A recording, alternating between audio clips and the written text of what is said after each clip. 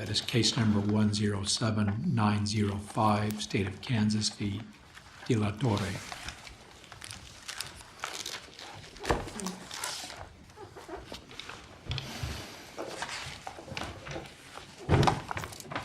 Good morning, Your Honors. Corinne Johnson from the Appellate Defender's Office on behalf of Gabriel De La Torre.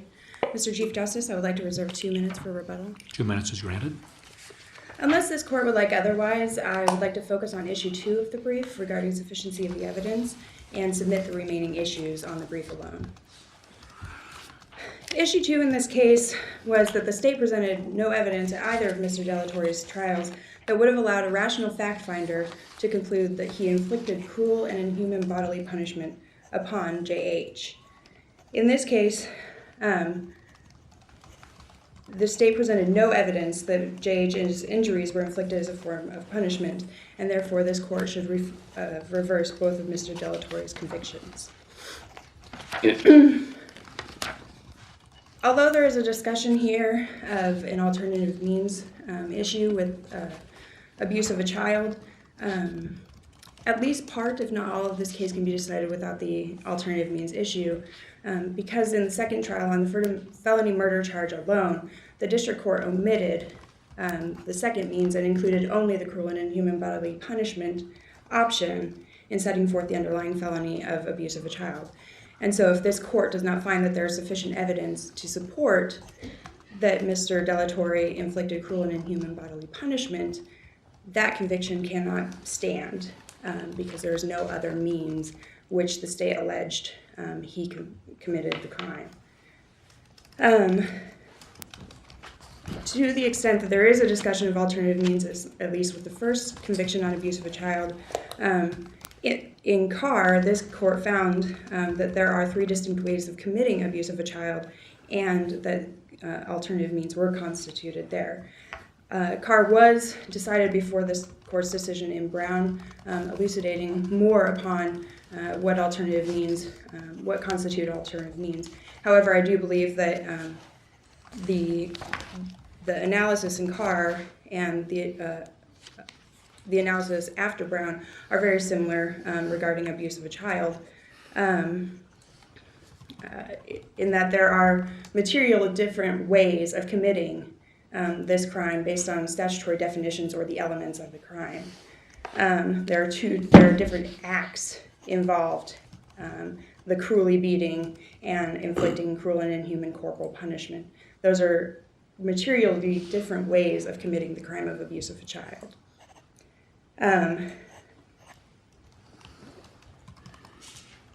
If we use the ordinary meaning of the word to punish, it is that you are subjecting pain as a penalty for some transgression, and that the Court of Appeals has equated punishment with measures that are disciplinary in some form. The state in this case has discussed that the punishment is similar to cruelly beating. If you read different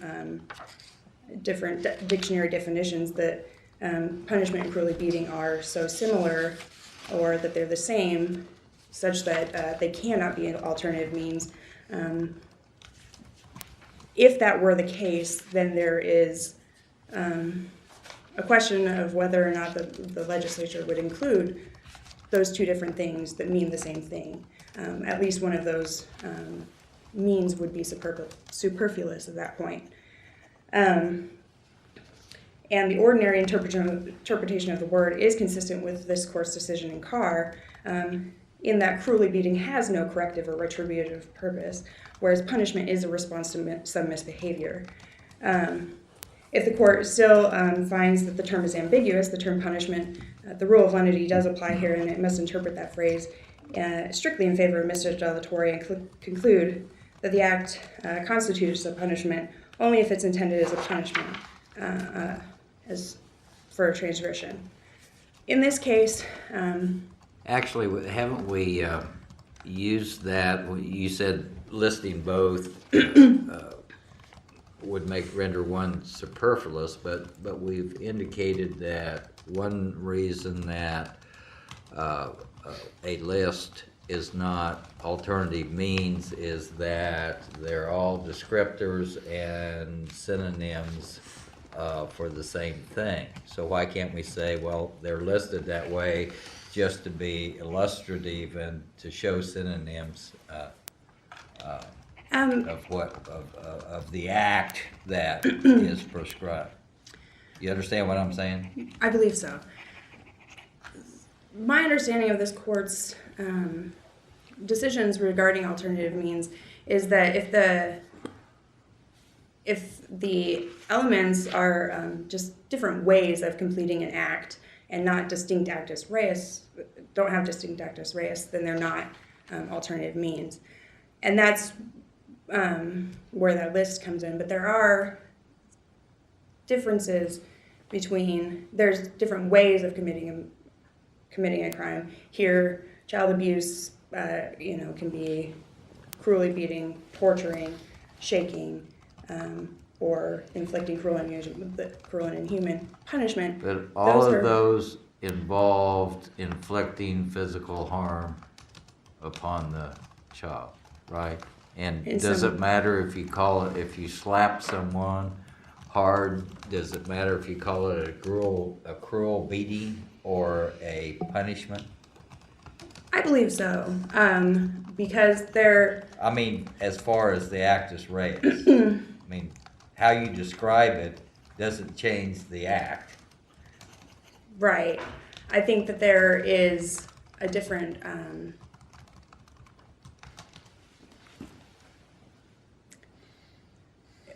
meaning behind the act, if that would make sense. That cruelly beating, It's just a different motive. right? I mean, you're just sadistic or you're a corporal disciplinarian, but the actus reus hadn't changed. It's just a different motive for beating on the child. Yes,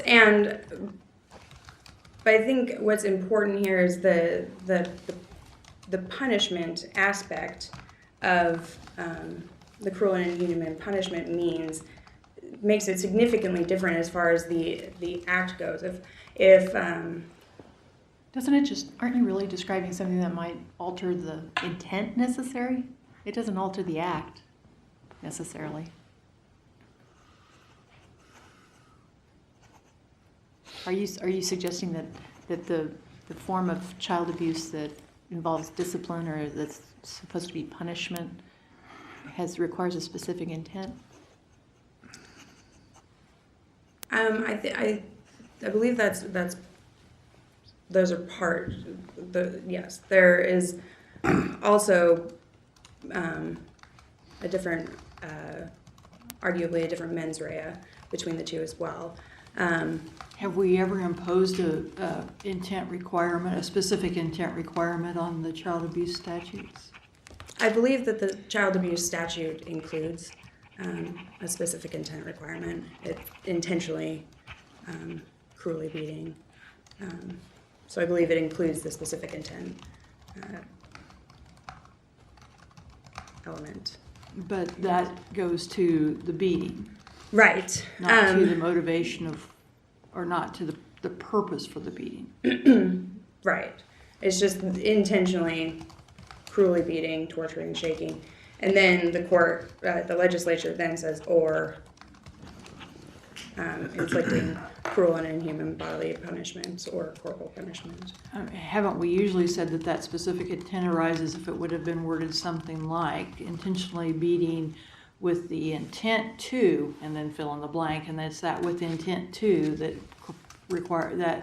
gives us the specific intent. Like the burglary statute, entry with intent to commit a felony. Yes. Yes, I believe that is the way that it has been interpreted. And so there is no second part to the statute there.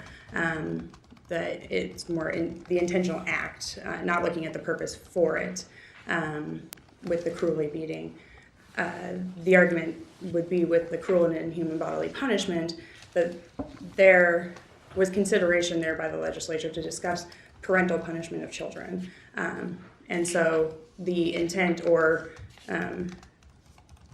behind that section of the statute makes it different from just the cruel beating of a child. It removes a defense that common law might have recognized. Yes. And is that enough to create an alternative means? The I fact that the believe so. legislature has segregated that for that purpose? This court has recognized that just the wording of the statute and the order of the words, and the fact that there is an or there does not necessarily mean that it's alternative means, but looking at the marked difference between what the two things entail, that there's cruelly beating, torturing, and shaking, or inflicting cruel and inhuman punishment, that it was added at the end, it's separated from the others. There's an implication of a fiduciary relationship there, the corporal punishment, the punishment side of things.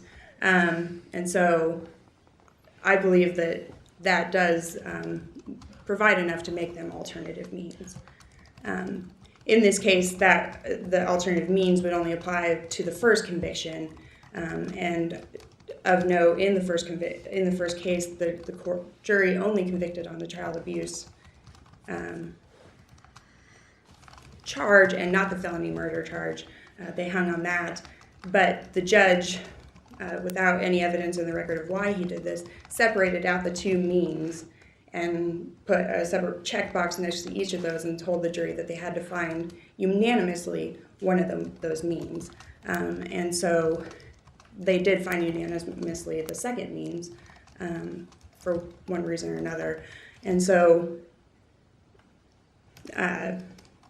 while there may be sufficient evidence of the cruelly beating, the fact that there was no evidence that the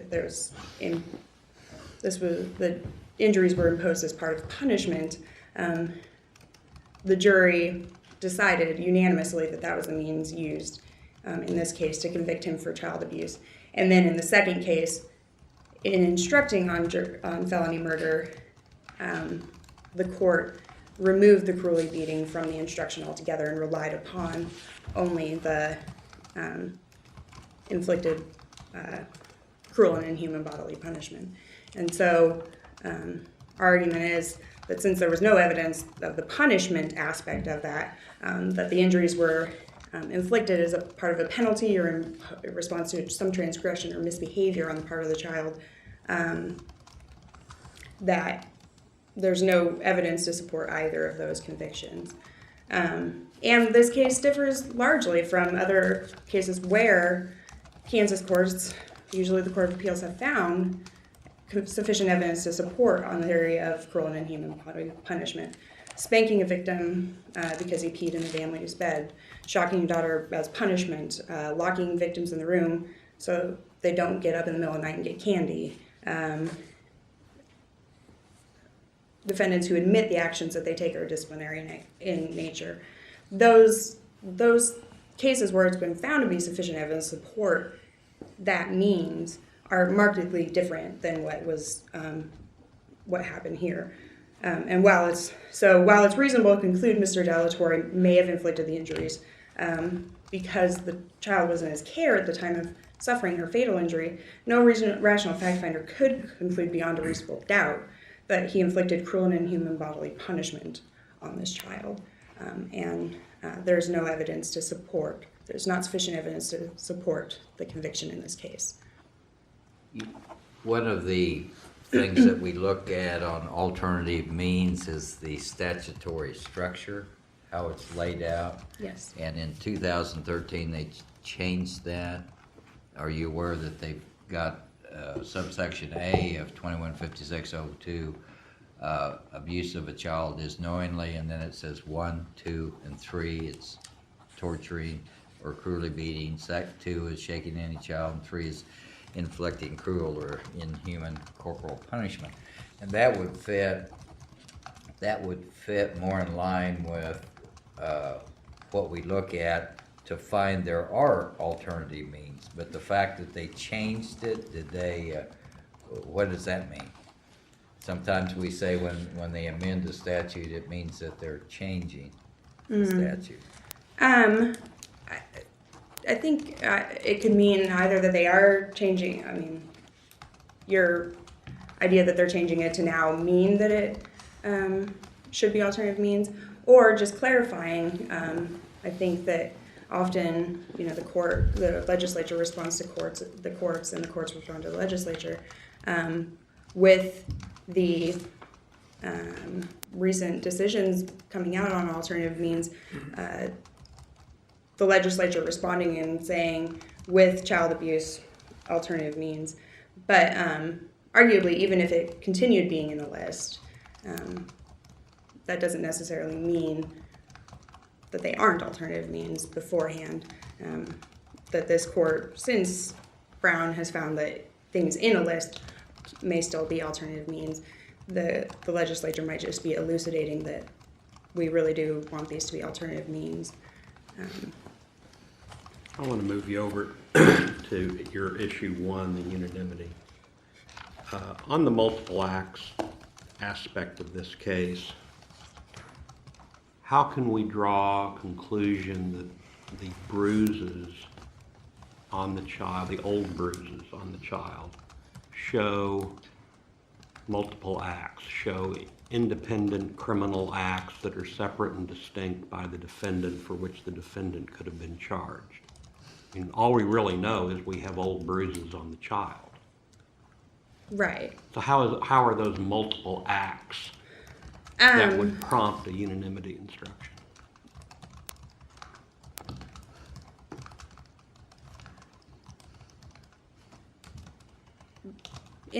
Because in this case, the way that Mr. De La Torre was charged was that the child abuse occurred between this time and this time.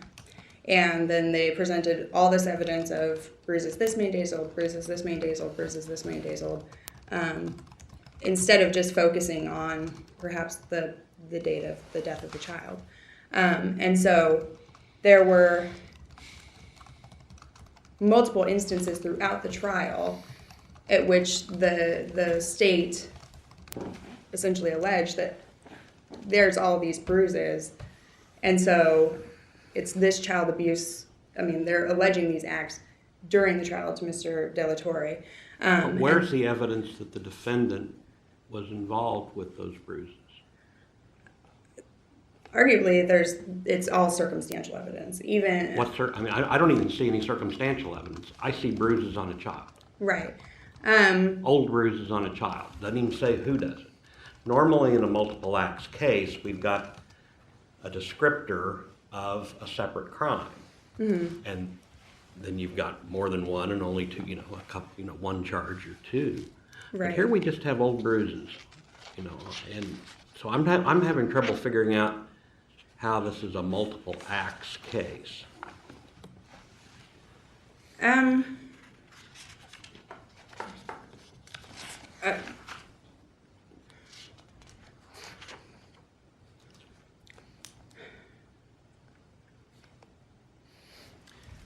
Really, it is just that that during the trial, they said on these days, and then during that the bruises are this many days old, and then during the instruction period, they encompass the entire time frame to say if you find that any of those were child abuse, and that he his conduct during that time in any of those acts during those times that you can use to support conviction for child abuse.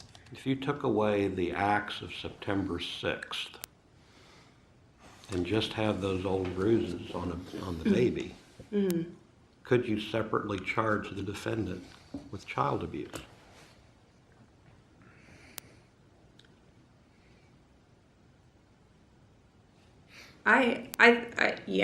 Yes, I do think that, but even in that same instance, if you're going to be looking at multiple days of injuries, multiple injuries over a long period of time, and you're saying that you can decide one or all of these acts were acts committed by him,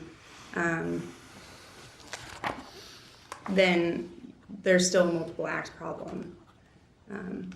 Because the state is presenting evidence for injuries inflicted on specific days, with the implication that Mr. Delatorre, because he is that he is a caregiver for the child, might have or could have or would have inflicted those injuries.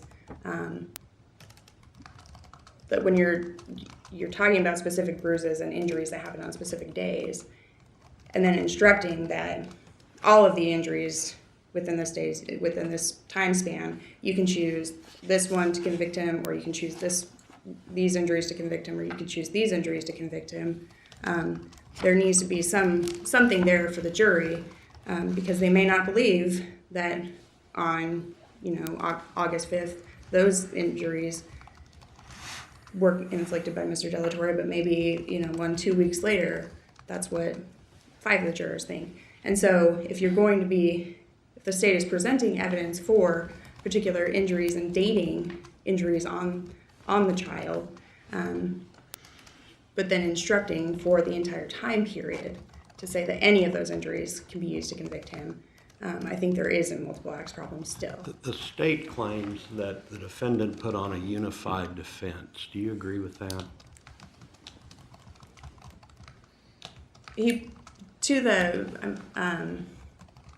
the felony murder charge, that he didn't hit her, that the injury that she received, On the child abuse charge, that which is she what didn't hit her. we're talking about multiple acts on that Right. one, because that's the only That one she you didn't- raised. he Did the didn't do defendant anything. on child abuse put up a unified defense? As the state alleges.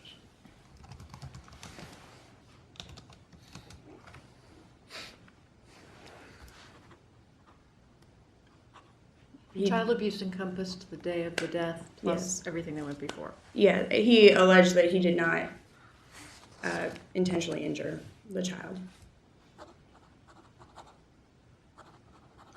Have any further questions of counsel? Thank you, counsel.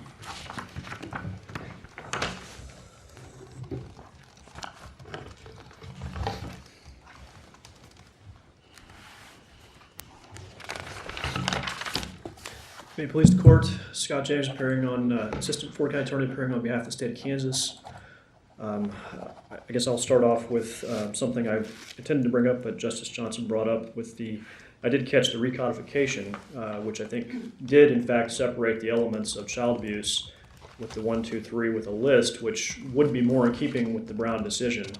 However, of course, the law at the time of this trial and the time of charging, time of the offense was in fact all put together, which is, as the Brown case said, was an important clue in determining whether or not it's alternative means or not, or options within a means. So I think that we can take something from the recodification. If the case happened today and I was trying to craft jury instructions based on the current child abuse statute, I probably would think it was alternative means and we better be careful. But it wasn't worded that way previously. I think, my understanding of the Recodification Commission, their goal was to try to incorporate prior court decisions when they were making those changes. So they may have been trying to incorporate the Carr case, but it predated the Brown case when they made the change. So they might have cut a victim of timing there, maybe, on that. The other issue, I guess, counsel initially said she didn't think the alternative means issue was important here. I think it is important. Because it changes both if the court were to determine insufficiency, which we don't think exists, it changes the remedy and it changes the standard of review, because it becomes an instructional problem, not a sufficiency problem. Break that down for me as to whether you're talking about the abuse of the child or the felony murder.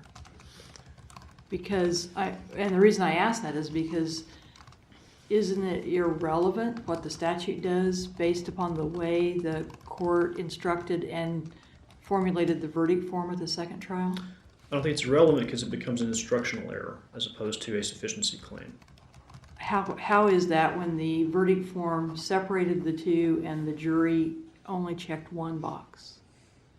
Don't we then only have a sufficiency claim? Well, it may have as been to that box they Right. checked. Well, it may have been error to separate it out in that fashion, or it may have been error to list that based on these facts. But isn't that academic in this case? Because given the way the verdict form is structured, isn't our only inquiry really whether there's sufficient evidence to support the verdict that was rendered here, which is that it was cruel and inhuman bodily punishment?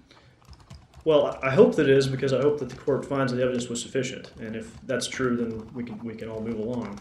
But if the court were to determine insufficiency, then I think it would change your standard of review and your remedy, because otherwise the remedy is vacation of the conviction if it's insufficiency. But if it's an instructional defect, then it may be harmlessness, maybe the standard that would be employed. And I was kind of hoping Justice Moritz would be here, because she wrote so eloquently about that issue in Brown with the issue of whether a harmlessness error test would be better applied in some of these situations. And I think it might have helped a lot in this particular case if that had been the standard, but I understand that was not the court's ruling in Brown, but I was hoping she'd be here today to help me on that one. But anyway. Well, then what is, in your view, the strongest evidence of punishment? That this was motivated for punishment? I think Justice Johnson put it interestingly when he said, we have to conclude this individual was either a sadist or an overzealous punisher from the circumstances. This is a situation where a child was definitely at home with this individual, and the medical evidence suggests this is what happened to the child during the time they were with that individual. Was it a cruel beating? This is a situation with all child abuse cases. If you have no other witnesses and you have a offender and a child victim who's deceased, you're going to be making that decision based on circumstances, and on mostly on medical circumstances. And to say that it was a cruel beating or they were torturing as opposed to it was overzealous punishment is a decision we left up to the jury as to which it should be. And the jury thought the more rational conclusion in this case was, in fact, that it was some sort of overzealous punishment. And I think that you can also take something from the fact that the defendant himself described the child as fussy when he was taking care of it at this point. So that's something that also the jury could have made an inference from that particular statement by the defendant. So is the child being fussy the only evidence? No, I think you can conclude that because another issue here is to look at what punishment means in context of the child abuse statute. And it's our position that punishment doesn't just have to mean that there is an act by the child, which there's retribution for by the parent. That's not the only way you can look at the word punishment. And I've provided some examples of that in the brief. And I found that, and I know it's not binding on this court, but I found that the situation that the Spivey court in Missouri looked at was very similar in how they looked to the third definition of the word punishment that they found in several different dictionaries to say this is a common usage of the term, that punishment can mean rough or harsh treatment of the child, which can be concluded from the circumstances.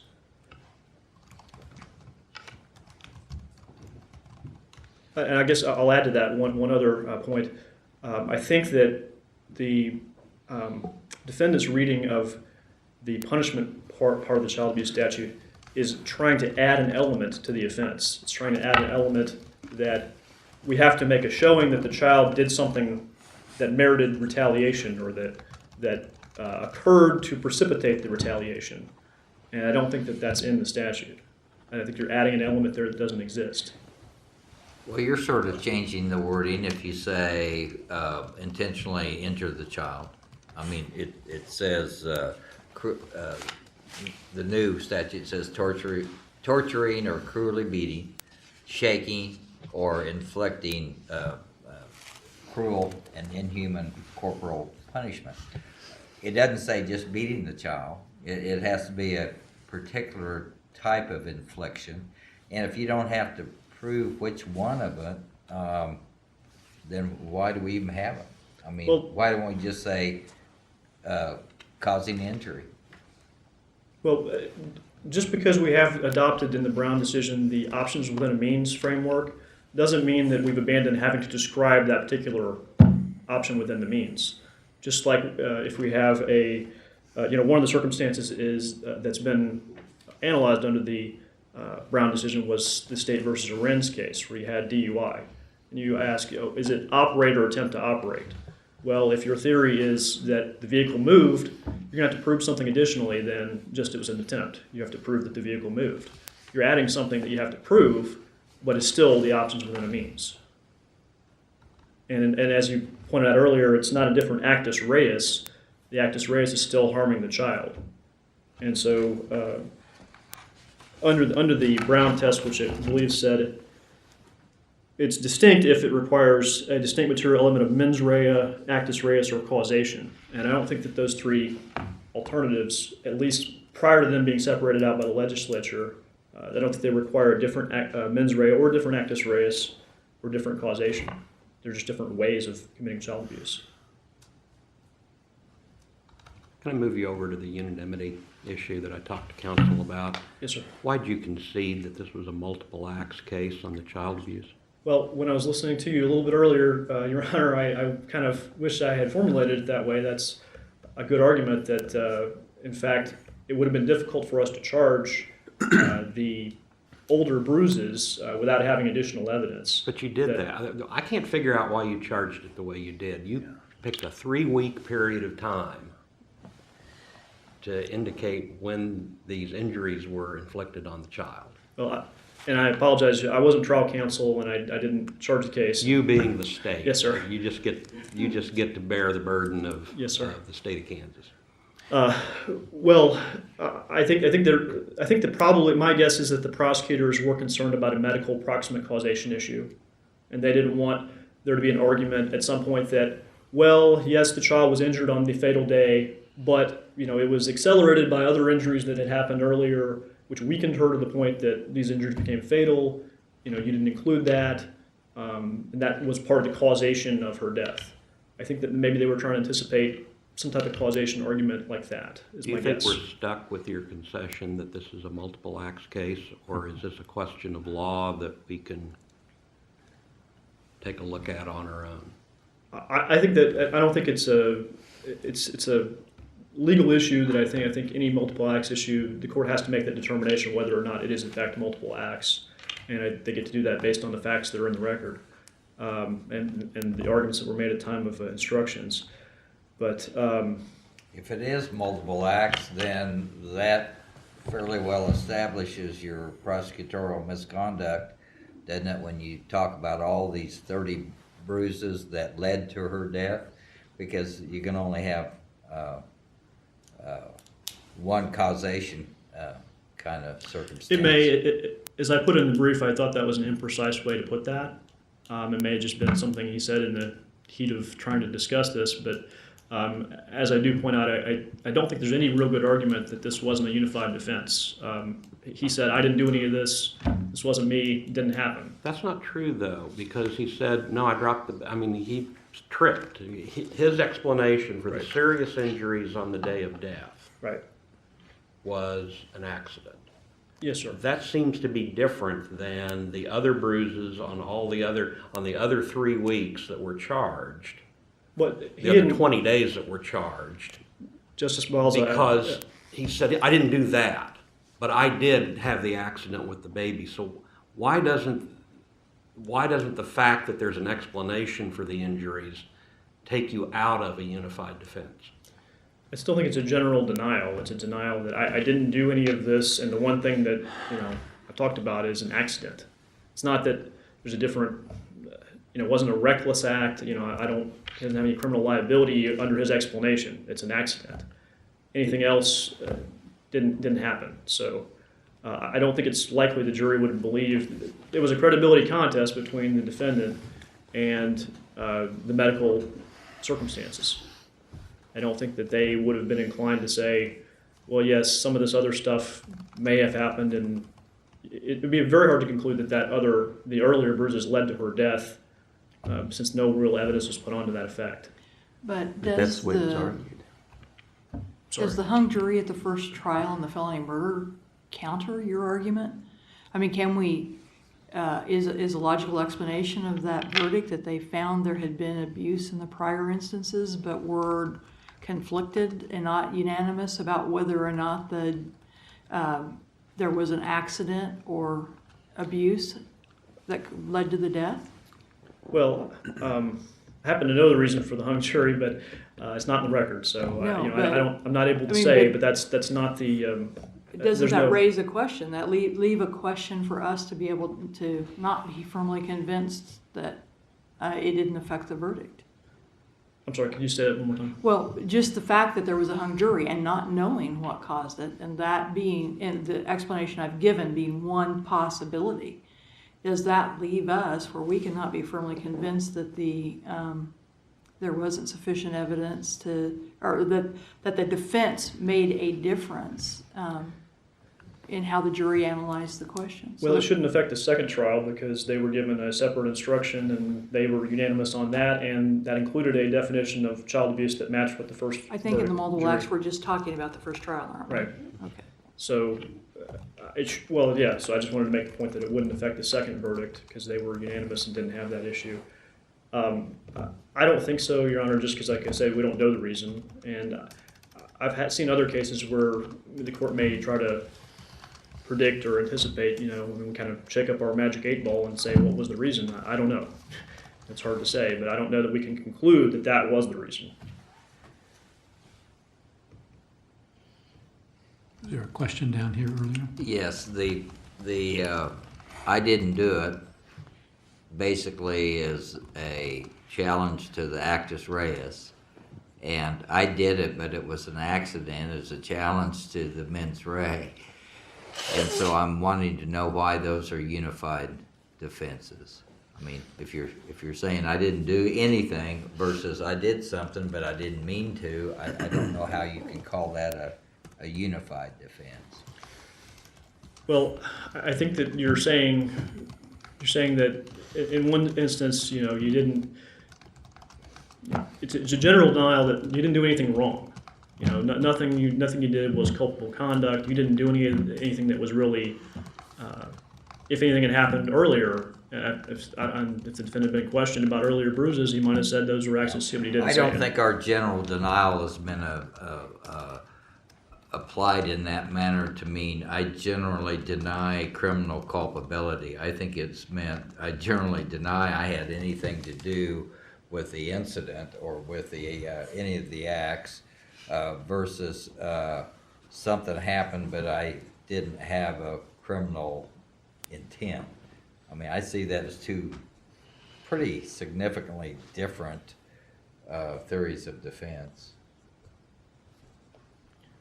Well, I mean, I have to concede it's not as clean a case as the Voiles case where that standard came from, where you had you know, it was a child sex case, and you had, you know, I didn't mess with that young girl. It's not as clear saying, hey, I didn't do any of those acts, but